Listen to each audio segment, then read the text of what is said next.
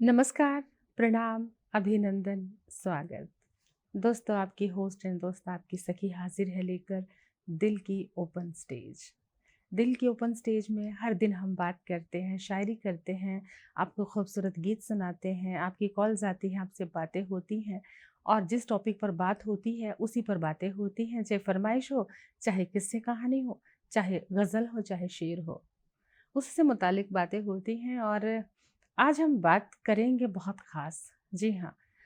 अक्सर हम कहते हैं कि किस्मत की बात करते हैं, भाग्य की बात करते हैं, तकदीर की बात करते हैं, तो दोस्तों ये कहते हैं कि विधि का लिखा होता है। हम चाहकर भी मतलब कि हमारी किस्मत में किस कुल में जन्म लेना है, हमें क्या बनना है, हम अपनी किस्मत अपने जन्म के साथ ही लिखवा के लाते हैं। पर ये लोगों को समझ ही नहीं आता, लोगों को लगता है कि नहीं ये सब झूठ है, पर नहीं, विधि का लिखा कोई नहीं मिटा सकता, राजा हो या रंक हो।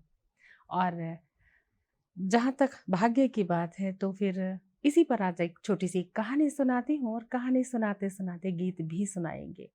तो दोस्तों कहानी की जब बात हो ही गई है तो फिर चलो आज कुछ अनोखे अंदाज़ में आपके साथ आते हैं और भाग्य, विधि का लेखा कोई नहीं बदल सकता। इसी पर आधारित कहानी है और कहानी का नाम भी है भाग्य। और एक गांव में एक किसान रहता था जिसका नाम रामू था। गरीब किसान था और उसकी शादी को कई साल हो गए थे, कोई संतान नहीं थी, तो उसको वर्षों बाद पुत्र रत्न की प्राप्ति हुई। जब उसको बेटा हुआ इतने सालों बाद तो उस छोटे से गांव के जो आसपास के लोग थे, पड़ोसी थे, सबको बड़ी खुशी हुई। तांता लग गया उसके घर के आगे कि भाई रामू के यहाँ बेटा हुआ है। और भीड़ लगी हुई थी, सब बधाइयाँ देने आ रहे थे और एक महात्मा भी वहाँ से गुजरते हुए देखा, बड़ी भीड़ है, वो भी आ गए। महात्मा को देखकर रामू ने कहा कि महाराज, महात्मा आप आए हैं, अहो भाग्य सौभाग्य, मुझे पुत्र रत्न की प्राप्ति हुई है और आप इस बच्चे को आशीर्वाद दें और इसका भाग्य भी बताएं और उसका नाम भी रखें। महात्मा ने बच्चे को बहुत गौर से देखा और महात्मा ने कहा कि इसके माथे का जो तेज है सूर्य की तरह है, सूरज की तरह है, चमक रहा है इसका माथा, इसका नाम सूरज रखो। और ये तो बहुत भाग्यशाली बालक है, 16 साल की उम्र में ये इस नगरी का राजा भी बन जाएगा।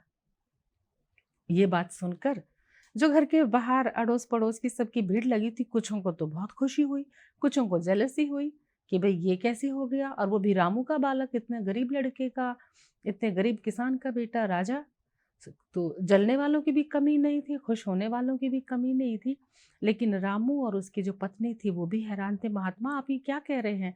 कहते मैं बता रहा हूँ कि 16 साल की उम्र तक इस नगरी का राजा बन जाएगा। इतनी भीड़ देखकर वहां से राजा जो था, उस नगरी का जो राजा था, वो भी गुजर रहा था और उसने देखा कि वो आखेट पर था, शिकार करने आया था, तो राजा वाली वेशभूषा भी नहीं थी, साधारण रूप में वो नगरी में कहीं कहीं लोगों के मन को टोता था कि भाई क्या चर्चा है, कैसा राज्य में चल रहा है, तो वेश बदल कर भी वो मतलब पहचान में नहीं आते थे राजा। तो वो आखेट करते करते वहां तो देखा बड़ी भीड़ है और महात्मा भी है, वो भी आ गए। तो उन्होंने पूछा महात्मा ये क्या, कैसी भीड़ है, क्या है? महात्मा ने कहा ये भाग्यवान बालक हुआ है, बड़ा यशस्वी है, बड़ा भाग्यशाली है, मात्र 16 साल की उम्र में तो ये इस नगरी का राजा बन जाएगा। अब क्या था, राजा को जब ये बात पता चली कि भाई ये क्या, ये गरीब किसान का बेटा राजा और मेरी नगरी का, मन ही मन वो सोचने लगा कि ये तो बहुत गलत बात है। लेकिन उसने कहा अच्छा जी क्यों? कहते इसके माथे पर तेज है, इसका नाम मैंने सूरज रखा है। और मतलब भीड़ छटी चली गई और जो राजा था वो अपने मन पे बोझ लेके चला गया कि ये कैसे हो सकता है, मैं मेरे राज्य का ये राजा बनेगा, मात्र यानी कि मेरी इकलौती बेटी राजकुमारी से इसका विवाह होगा, इस गरीब ब्राह्मण, इस मतलब किसान का। तो उसको बड़ा जेलसी भी हुई, गुस्सा भी आया, क्रोध आया और वो आग उबलता हुआ एकदम चला गया। कहानी यहीं पे खत्म नहीं होती दोस्तों, कहानी होती है खत्म एक नए मोड़ पर। वो मन ही मन बहुत प्रश्न लेकर चला गया, लेकिन कुछ रोज के बाद फिर आया रामू के घर और एक सेठ यानी व्यापारी का रूप बदल कर आया। और रामू के यहाँ पे आके बोले कि भाई तुम्हारे यहाँ बड़ा सुना है यशस्वी बालक हुआ है, हम भी देखना चाहते हैं। रामू ने और उसकी पत्नी ने बालक को दिखाया। तो सेठ ने, यानी जो राजा था, वेश बदल कर आया था, उसने कहा था मैं कपड़े का व्यापारी हूँ और तुम कहते हो कि 16 साल की उम्र में राजा बन जाएगा। राजा कैसे बन जाएगा?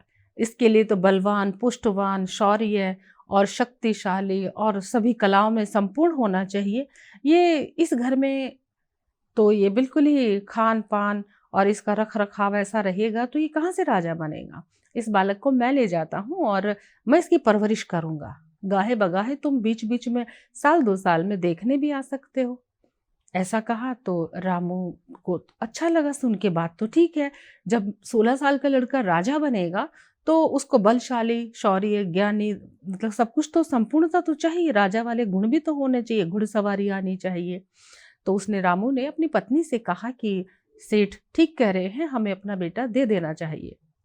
रामू की पत्नी कहाँ मानने वाली थी, उसने मना कर दिया कि नहीं नहीं, हम अपने बच्चे को नहीं देंगे। पर रामू ने जैसे तैसे अपनी बीवी को मना लिया।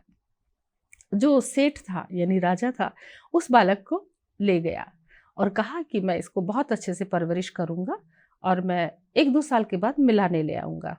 विश्वास करके रामू ने अपने बेटे को सौंप दिया और राजा उस बच्चे को ले गया। यानी विधि का विधान देखिए, बच्चा यहाँ जन्म हुआ और राजा ले गया। और सच में रामू और उसकी पत्नी का भी यही हाल था कि बच्चे के जन्म पे बहुत खुश थे, लेकिन क्या करें, राजा को दे दिया, मतलब उस सेठ को बच्चा दे दिया है। क्योंकि देखो अपने हाथ में नहीं था, आदमी खिलौना है, वक्त के साथ चलता है। और हम भी चल रहे हैं ब्रेक के साथ, तो जल्द लौटते हैं, बाकी की कहानी लिए बैठे हैं। दोस्तों ब्रेक के बाद फिर से स्वागत करते हैं और आज हम गुरूर पर बात कर रहे हैं, यानी किस्मत पर भी बात कर रहे हैं, गुरूर पर भी कर रहे हैं कि विधि का लेखा कोई नहीं मिटा सकता, राजा हो या रंक। इसी आधारित पर जो कहानी है इसी आधार पे है। और तो हम बता रहे थे कि जो राजा था, रामू के बेटे को, यानी गरीब किसान के बेटे को लेके, वो जो सेठ था, राजा सेठ के रूप में आया था, उस बच्चे को लेकर चला गया। इधर रामू और उसकी पत्नी आश्वस्त थे कि चलो हमारा बच्चा एक अच्छी परवरिश में गया है, बड़ा होगा तो बड़ा बलशाली, यशस्वी, बड़ा शौर्य और घुड़सवारी और सब कुछ सीख कर लौटेगा ताकि अच्छा राजा बने। वो आश्वस्त हो गए और राजा उस बच्चे को लेके चल दिया। नगर मतलब गांव को पार करने के बाद, कुछ सफर करने के बाद एक नदी आई और नदी पर पुल था। राजा अपने घोड़े पर बैठा बच्चे को बांध के जा रहा था, तो उसने अपना घोड़ा रोका और उसके मन में छलावा छला मतलब कुलाचे भरने लग गया। उसका मन जो है फिर से उस पीड़ा से, उस अहम से भरने लगा कि ये गरीब किसान का बेटा मेरे नगर का राजा बनेगा, ये नहीं हो सकता। वो जो क्रोध था वो इतना उबलता गया, उसने अपना पट्टी खोली और बच्चे को हाथों में लिया और नदी में फेंकने के लिए दोनों हाथ बढ़ाए थे तो बच्चा मुस्कुरा उठा। खूबसूरत, प्यारा, इतना मुस्कान भरा चेहरा देखकर राजा से बच्चे को फेंका नहीं गया पानी में। उसको युक्ति सूझी कि नहीं नहीं, ऐसे पानी में नहीं फेंकूंगा, कोई और यतन प्रयत्न करना पड़ेगा। वापस वो घोड़े पर बैठा बच्चे समेत, बच्चे को फिर से अपने छाती से पट्टी से बांधा और घोड़े पर चल दिया। कुछ दूर जाके एक नगर के समीप उसने एक जो लकड़ी का काम करने वाला काश्त था उससे लेकर एक संदूक ली उसने, लकड़ी की, बड़ी सुंदर सी संदूक लकड़ी की ली और उसको लेके और अपने घोड़े के पीछे लाद के ले निकल लिया। और फिर एकांत में जाके उस बच्चे को उसमें रखा और उस बच्चे को नदी में बहते पानी में बहा दिया। बच्चा नदी की धार के साथ उस संदूक में आराम से लेटा था और वो जो नदी है, नदी की लहरें उस बच्चे को एक नई दिशा की ओर ले जा रही थी। और इधर राजा था, उसको गुरूर था कि मैं राजा हूँ और ये गरीब किसान का बेटा अब मेरा दामाद तो नहीं बनने वाला। तो गुरूर था, बच्चे को बहा दिया और ताकि उस बच्चे का अंत हो जाए, बहता हुआ कहीं निकल ले, कहीं भी, चाहे वो बच्चा मर जाए, चाहे कोई संभाल ले। वो अपने बोझ से मुक्त हो गया था, जो उसके दिल पे बोझ आ गया था, क्योंकि उसे गुरूर था, वो किस्मत को बदलना चाहता था। लेकिन गुरूर तो टूटता ही है दोस्तों, हर एक का टूटता है। तो दोस्तों गुरूर तो टूटेगा बाद में, लेकिन क्या हुआ, राजा तो खुश होके चला गया कि बच्चे को बहा दिया है। उसकी समस्या का समाधान हो गया कि अभी बच्चा पता नहीं बचे ना बचे, लेकिन उसकी समस्या समाप्त हो गई है। वो इस बात से बहुत दुखी हो गया था कि ये गरीब किसान का बेटा भला मेरा दामाद कैसे बन सकता है, और इस नगर का राजा। उस अहम की वजह से उसने बच्चे को बहा दिया। लेकिन ये क्या विधि का विधान, देखिए राजा तो आश्वस्त होके चल दिया अपने घोड़े पे खुश होकर कि मैंने काम कर दिया। और इधर ये बच्चा बहता बहता बहता हुआ जा रहा था कि नदी किनारे एक बनिया सेठ जल प्रवाह सूर्य नदी में खड़ा होकर सूर्य को जल दे रहा था। और जब नदी में खड़ा वो सूर्य को जल दे रहा था, प्रणाम कर रहा था, देखा कि एक लकड़ी की संदूक उसकी तरफ आ रही है। तो उसने बीच में ही अपने उस प्रक्रिया को छोड़कर उस संदूक की तरफ ध्यान गया और उसने पानी में घुसकर और संदूक को खींच के वो किनारे पर ले आया तैरता हुआ। अब क्या, संदूक को जब उसने खोल के देखा तो उसमें बड़ा सुंदर बालक, इतना खूबसूरत बच्चा, यशस्वी, एकदम माथे का तेज और मुस्कुराता हुआ बच्चा पत्तों की सेज पर लेटा हुआ, जब उसने अपनी गोद में लिया तो उसने अपने हृदय से लगा लिया और उसकी आंखों से आंसू आ गए। वो उस बच्चे को बड़ा उछलता कूदता खुशी के मारे अपने घर ले गया और अपनी पत्नी को कहा कि भाग्यवती देखो मैं तुम्हारे लिए क्या लाया हूँ। तो पत्नी ने देखा इतना खूबसूरत बालक गोद में, तो उसने कहा ये किसका बच्चा है। तो उसने कहा ये हमारा बच्चा है, हमें भगवान ने दिया है। मैं नदी में इस तरह से पानी जल अर्पित कर रहा था सूर्य देवता को, और ये बालक बहता हुआ पेटी में आया और ये शायद भगवान ने हमारे लिए भेजा है। और उन्होंने बहुत खुशी अपनी जो है जाहिर करी और उत्सव सा मनाया और पुत्र प्राप्ति रत्न की, और उसने उस बच्चे को दिल से स्वीकार किया क्योंकि उनके खुद अपना बच्चा भी नहीं था इतने सालों से। और बच्चे की बहुत अच्छी परवरिश करी, उसको खिला पिला के उसको अच्छी शिक्षा ज्ञानवान अच्छे उसको गुरुकुल में भेज के उसको बहुत यशस्वी, बुद्धिमान, बहुत काबिल और बहुत ही हद से ज़्यादा कहते हैं ना कि उसको सर्व गुण संपन्न बालक बना दिया। उसका चर्चा पूरे गांव में, पूरी नगरी में था कि ये बालक बहुत ज्ञानवान है। अब आगे की कहानी सुनने के लिए थोड़ा सा इंतजार करना पड़ेगा, क्योंकि लेते हैं छोटा सा ब्रेक। दोस्तों, ब्रेक के बाद फिर से स्वागत करते हैं। और तो अभी तक आपने जाना कि जो राजा है वो आश्वस्त होकर चला गया था बच्चे को पेटी में बहा के, और कि जो बनिया था सेठ उसके हाथों पेटी लगी और वो बच्चे को अपने घर ले आया और अपनी पत्नी के साथ मिलकर उसने अपने बच्चे का पालन पोषण किया। अब बनिया था भाई, पैसे वाला था, और ऊपर से फिर बनिया था, ऊपर से फिर हर तरह से संपन्न भी था। तो उसने अपने बेटे को शस्त्र और शास्त्र दोनों तरह की विद्या से पारंगत करवाया और उसको घुड़सवारी सिखाई, उसको सब कुछ, सारे जो भी एक अमीर आदमी अपने बच्चे को शिक्षा दीक्षा शौर्य जो भी उसको दे सकता है, उसने हर वो चीज़ उसको गुरुकुल में अच्छा ज्ञान भी दिलाया। तो भाई जब शस्त्र और शास्त्र और इस तरह की शिक्षा भी मिल जाए और कद काठी रंग रूप में भी वो बहुत तेजवान, शौर्य और बहुत ही प्रकार पराक्रमी लग रहा था, तो कोई संदेह नहीं था। और वो हर खेल कूद में, हर प्रतियोगिता में भी अव्वल रहता था। जब वो 16 साल का हुआ ही था कि उसके चर्चे होने लगे पूरे नगर में कि इस सेठ के यहाँ, बनिए के यहाँ, इसका जो पुत्र है वो बहुत यशस्वी है, बहुत सुंदर है, बहुत बलवान है और बहुत ज्ञानवान, शस्त्र और शास्त्र का ज्ञानी है। जब राजा को इस बात का पता चला तो वो ने सोचा भाई मैं भी दिखाता हूँ उस लड़के को। तो वो भी अपना लिबास बदल कर राजा के रूप में जाते तो सब पहचानते, तो अलग ही व्यवहार करते। तो उसने फिर से अपना वेश बदल कर वो भी वहाँ गया बनिए के यहाँ, और उसने जब लड़के को देखा तो वो बहुत हैरान हुआ कि इतना सुंदर लड़का, इतना नॉलेजेबल, इतना शस्त्र शास्त्र का ज्ञानी। बड़ा खुश हुआ और उसने बनिए से कहा कि भाई ये जो तुम्हारा बेटा है, मैं इसका हाथ अपनी बेटी के लिए मांगता हूँ। तो उसने कहा कि आप कौन, कहते मैं यहाँ का राजा हूँ और मेरी राजकुमारी के लिए मैं तुम्हारे बेटे का हाथ, क्या नाम है इसका? इसने कहा सूरज। उसने भी सूरज ही नाम रखा था क्योंकि उसके माथे पे सूरज बना हुआ था।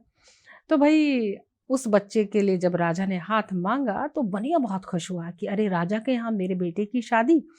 तो बनिए ने बहुत बहुत धन्यवाद किया, बनिए की बीवी ने भी। और उसके बाद बने को पता नहीं क्या सूझी, उसने कहा महाराज आपसे एक बात कहनी है। कहते हैं हाँ कहो।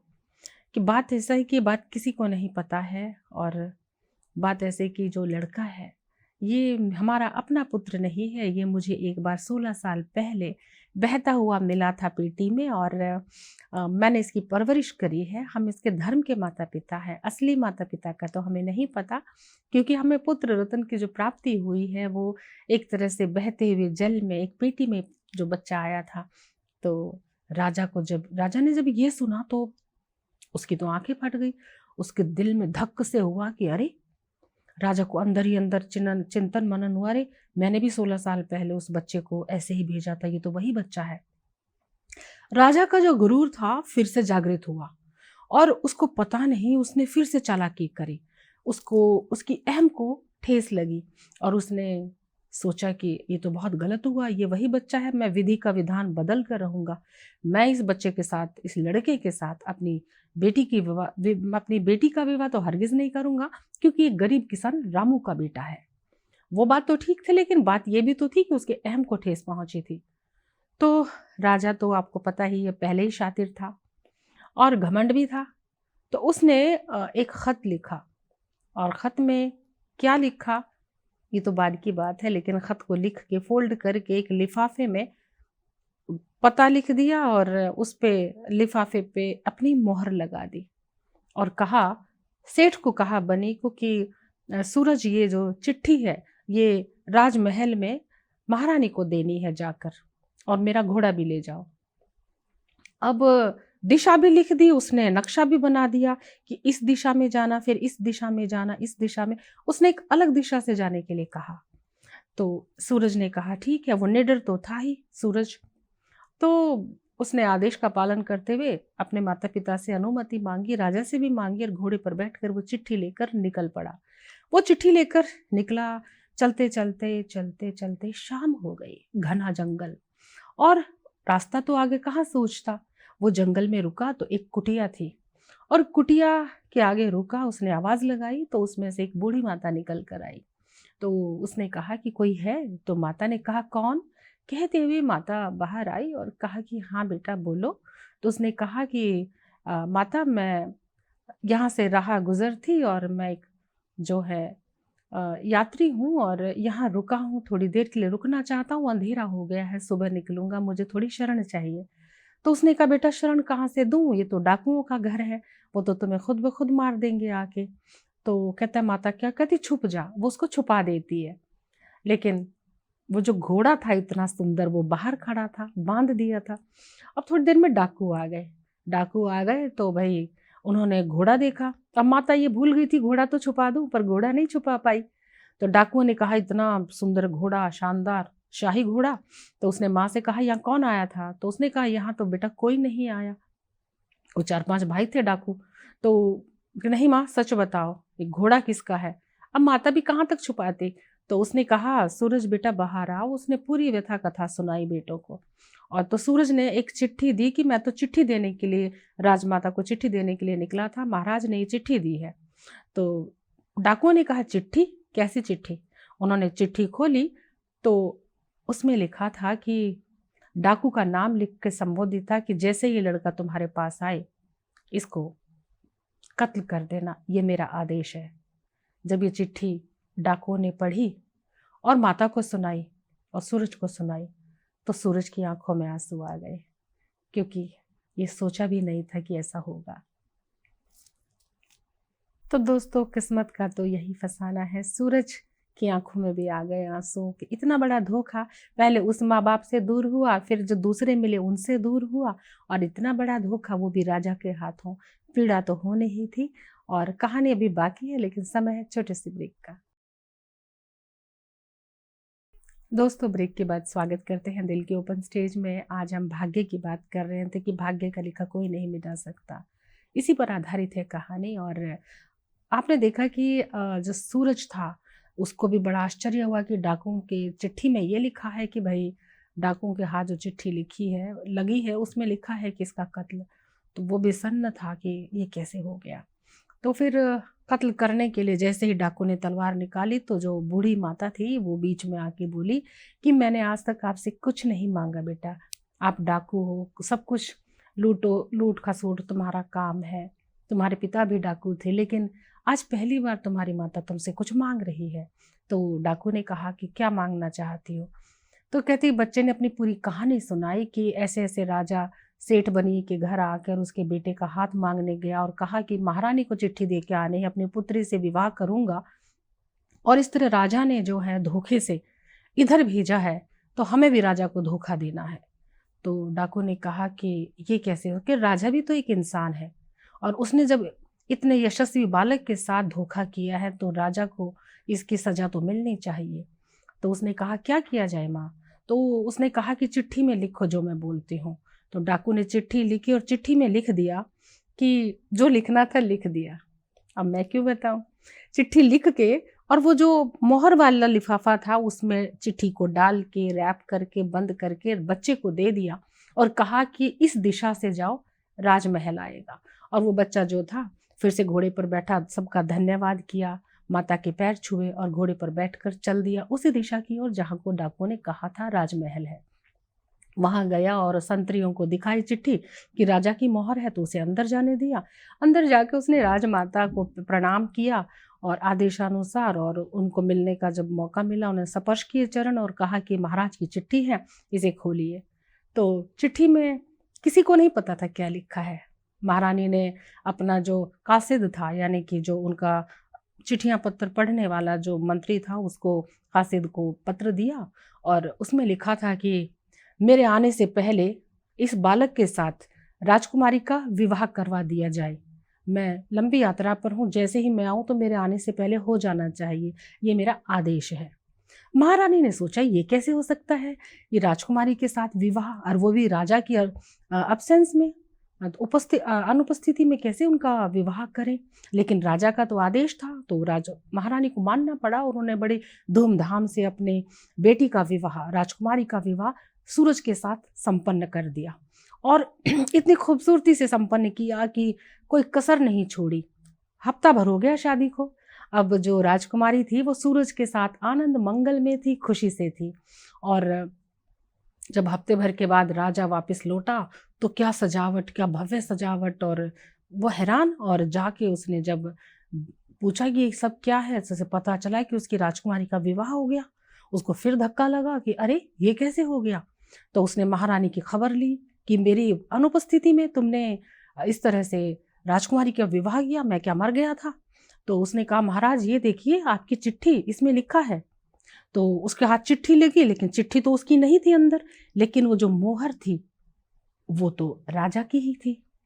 राजा मोहर देख के समझ गया कि उसके साथ साजिश हुई है।